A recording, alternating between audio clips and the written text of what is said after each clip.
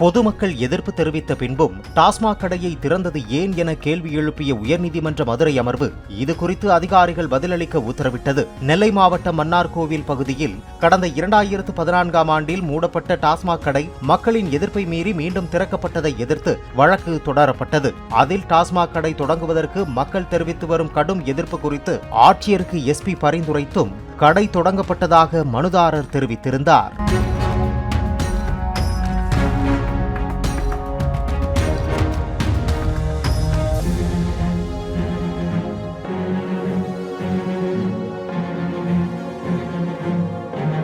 Play store மற்றும் app ஸ்டோரில் இருந்து பாலிமர் செயலியை QR கோடு மூலம் பதிவிறக்கம் செய்யுங்கள். செய்திகளை உடனுக்குடன் பெறுங்கள்.